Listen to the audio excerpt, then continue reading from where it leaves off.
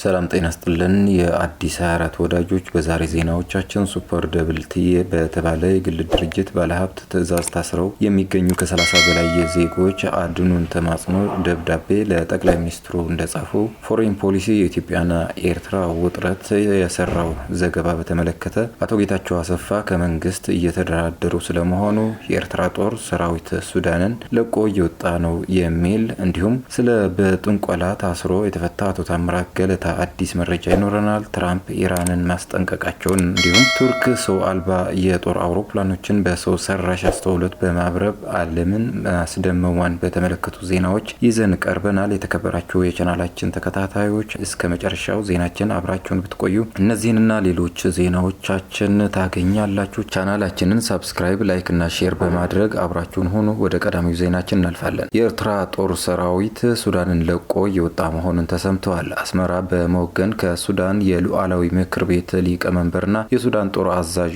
ከሆኑት ጀነራል አልቡርሃን ጎን በመሰለፍ በጀነራል ሐምዳን ደጋሎ ሄሜቲ የሚመራውን የሱዳን ጦር ፈጥኖ ደራሽ ኃይልን ለመፋለም ሱዳን ውስጥ አሰማርታው የነበረውን 17137 ወታደሮቿን ለማውጣት በሂደት መሆኗን ተዘግቧል። የሱዳን ጦር ሰራዊት ከፍተኛ አመራሮች የኤርትራ ጦር ከሱዳን ለቆ የሚወጣ ከሆነ የጦር መሳሪያ ይዞ እንዲወጣ በፍጹም መፍቀድ የለብንም በማለት በያዙት አቋም የተነሳ በሱዳን ጦር ሰራዊትና በኤርትራ ወታደሮች መካከል ከፍተኛ ውጥረት የነገሰ ሲሆን እስካሁን በቁጥር 371 የሚሆን የኤርትራ ጦር ሰራዊት አባላት ከውጊያው ግንባር ለቀው በመውጣት ከሰላ ከተማ መግባታቸው ታውቋል። የአሜሪካ መንግስት ጀነራል አልቡርሃን የተኩስ አቁም ስምምነት ለመፈረም ፍላጎት የለውም በማለት ወቀሳ መሰንዘራቸው የሚታወስ ነው። ፎሬን ፖሊሲ የኢትዮጵያና የኤርትራን ውጥረት በ2026 ሊከሰቱ ይችላሉ ተብለው ከሚሰጉ 10 ግጭቶች ተርታ መደበ። ፎሬን ፖሊሲ መጽሔት በኢትዮጵያና በኤርትራ መካከል እየበረታ የመጣውን ዲፕሎማሲያዊና ወታደራዊ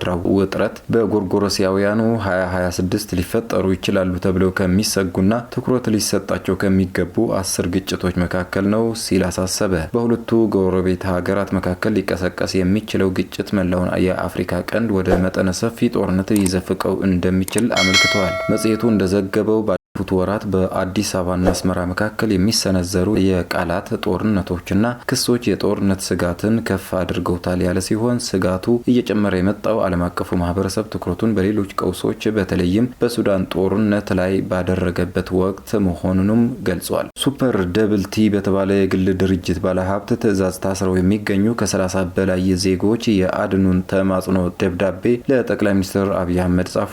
ባለሀብቱ ከባለፈው ሳምንት ጀምሮ በርካታ በእስር ላይ የሚገኙ የቀድሞ ሰራተኞች ላይ እስከ 5 ዓመት እንዲፈረድ እያስደረጉ መሆኑን ታውቋል። አዳዲስ የድርጅቱ ታሳሪ ሰራተኞች ወደ ፉሪ ማረሚያ ቤትና ዳልቲ እስር ቤቶች በብዛት መግባት መቀጠላቸውን የመንግስት ምንጮች ለመሰረት ሚዲያ ተናግረዋል። ባለሀብቱ ጊዜው የኛ ነው፣ መንግስት የሰጠኝ 14 ክላሽ አለኝ በማለት እንደሚያስፈራሩ ታሳሪዎች ለጠቅላይ ሚኒስትር አብይ በጻፉት ደብዳቤ ላይ ጠቁመዋል። አብዛኛዎቹ እስረኞች የሂሳብ ሰራተኞች መሆናቸው ታውቋል። ይህም ድርጅቱ ይፈጽመዋል የተባለ የግብርና ታክስ ማጭበርበር መረጃ እንዳይወጣ እንደሆነ ተጠቁሟል። ሁለት መንግስታዊ ተቋማት ድርጅቱ ላይ ምርመራ ቢጀምሩም በባለሀብቱ ጣልቃ ገብነትና እጀ ረዥምነት የታሳሪዎቹ ጉዳይ የትም ሊሄድ እንዳልቻለ ታውቋል። በቲዲኤፍ የሚገኙ የመንግስት ሰራተኞች በከፋ ችግር እንዳሉ ገልጸዋል። የመንግስት ሰራተኞች የነበሩ ከሰራዊቱ ተሰናብተው ወደ ስራቸው እንዲመለሱ አቅጣጫ በተሰጠው መሰረት ተሰናብተው መመለስ ቢፈልጉም እዛው እንዲቆዩ እየተገደዱ መሆናቸውንና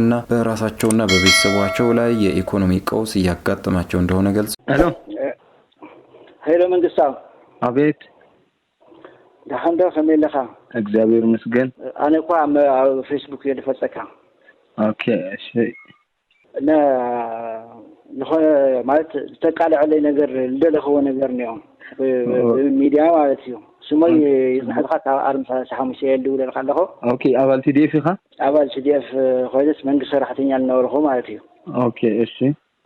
ዝለለ ሁኔታት ክነግረካ ሞ ተቃለዐ ላይ ስለደለኹ።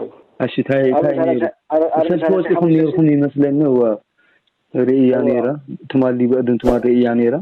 ኦኬ ታይ ሰራሕተኛ ታይ ሞ ክነቃልሕልኩም በቃ ቤተ መንግስት ለአወጆ መሰረሲ ለስራሕናስ ክናአት ይኻልናይ ላብ ልምዓት ክናአት ይኻልናይ ኣነ ሕዚ መምህር እየ ነይራ ላብቲ ነርኾ ስራሕ ከኣቲ ስለደለ ወማማይ ብዙሓት ኣለው መንግስቲ ሰራሕተኛ ዝተፈላለዩ ኣብ ሲቪል ሰርቫንት ዝነበሩ ብዙሓት ስለሌለው ወኪል እየ ልነግረካ ኣለኹ اوكي زو بتلتها منجس لو مسرسي لا سرحنا لا لمعاسي كنعتي اوكي دليلكم كتملسوا بقى كتسناوتيكم تدليو مالتيو وسنبتنا ندلي كنساناتنا ندلي تايو لكم لو سناوت ندلينا مسولكم السمكة خالي لا وقي حصل من سنبت بهالنجر يلي بقى عصوي ما اسرات ولنا حديكم وتوزيكم خطاي يقبركم كحزكم يخلوا ديوم خوينهم نس تحديكم وسئلكم لا بسرعكم لا خالي انتنكم تخيدكم حزنا يوم لا مسمها هم غير حديثها لممصع بتعم خويدنا مات احنا مسلم توهيلو تتحز مالتي بمسلم توهيلنا نتحز وبشا بزح تصعنون يويو هم غيرنا حديثنا نفت معناته قولون يونا حضرنا معناته دقنا كمهارون دلينا تمرتيت ساعتي خاليكم هاري خالي نوهانا دمز منم يخون يدل تمرتيت جزا خرايس لمنم لا يخون عين جاو تفلتن تخونيها بقى ازيا كقال اهلكميه ያው ለሁሉም ዞም አባላት TDF ለለው መንግስት ሰራተኛ ለሆኑ ወይ خالي ሰራተኛ ነይሮም ክሰናወት ወልደልዩ ሁሉም ለሰሚዕሞ ነው ጽባዓለው ብለ ድምጾም ልከስማውላ ያው ጣውዒት ከገብረሎም የብዘጋጣሚ ያው ከጽሕልካየ እሺ በርሶ ብቻ ስኻቱ አደገኛ የሰው አዘዋዋሪ ኪዳነ ዘካሪያስ በመጨረሻ ለኔዘርላንድስ ተላልፎ እንደተሰጠ ተገልጿል። ኤርትራዊው ህገወጥ የሰዎች አዘዋዋሪው ኪዳነ ዘካሪያስ ሀብተ ማርያም ኢትዮጵያ ውስጥ ከጥቂት ዓመታት በፊት በቁጥጥር ስር ውሎ ፍርዱን ይከታተል ነበር። ነገር ግን ፍርድ ቤት በሚመላለስበት አንደኛው ቀን ወደ መታጠቢያ ቤት እንደሚሄድ በማስመሰል በዚያው እንደ እስረኛ ሳይሆን መደበኛ ሰው እንደሚያደርገው በዝግታ እየተራመደ ማምለጡ ተነገረ።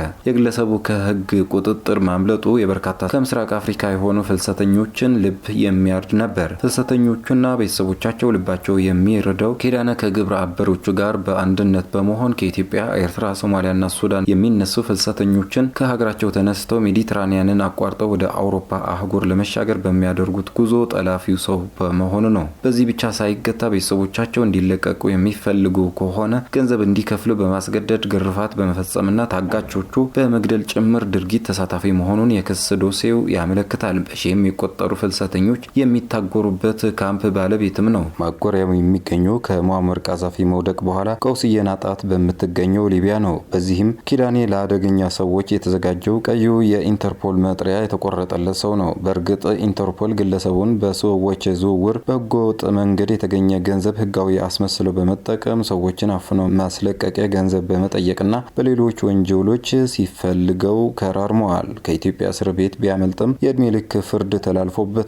መሰወርን ተከትሎ በጥብቅ ከሚፈለጉ ሰዎች ዝርዝር ውስጥ ያካተተው የኔዘርላንድስ መንግስትና ዩሮፖል ኪዳኔ የት እንደሚገኝ ለማወቅ ዓለም አቀፍ ግብረ ኃይል አቋቁመው ሲያስሱት ቆይተው ከሁለት ዓመት በፊት በሱዳን በድጋሚ በቁጥጥር ስር ማዋል ቀናቸው። ኢንተርፖል ሰውየው በቁጥጥር ስር ማዋል የቻለው የተገኘው መረጃ መሰረት በማድረግ ከኢትዮጵያ፣ ከተባበሩት አረብ ኤሚሬትስ፣ የሱዳን ከኔዘርላንድስ፣ ከዩሮፖልና ከአፍሪካ ህብረት መርማሪዎች ጋር በመቀናጀት ነው። አሁን ደግሞ ለኔዘርላንድስ ተላልፎ መሰጠቱ ታውቋል። ዕለታዊው የሀገሪቱ ጋዜጣ አልግሚን ደግብላ እንደዘገበው ግለሰቡ ትላንት ረቡዕ አመሻሽ በፖሊስ አጀብ ኔዘርላንድስ ደርሷል። በኪዳኔ ተይዘው የነበሩ በርካቶች ተደፍረዋል፣ ተገርፈዋል። በድብደባ ብዛት ጆሮአቸው መስማት አቁሟል። ኪዳኔ በፍልሰተኞች ላይ ከፈጸማቸው ግፎች መካከል በርከት ያሉት በአደባባይ በመስካሪነት ለመናገር እንኳን ዘግናኝ ተብለው የተፈረጁ ናቸው። ሁለት ከፍተኛ የህወሓት የስለላ ኃላፊዎች ድርድር ጀመሩ። ሁለት ከፍተኛ የህወሓት የስለላ ኃላፊዎች ወደ አዲስ አበባ በመመለስ ከፌደራል መንግስት ጋር ለመስራት እንደወሰኑና ድርድር እንደጀመሩ ታውቋል። ሁለቱም ሰዎች ማለትም አንጋፋው የቀድሞ የብሔራዊ መረጃና ደህንነት አገልግሎት ዳይሬክተር አቶ ጌታቸው አሰፋና ኮሎኔል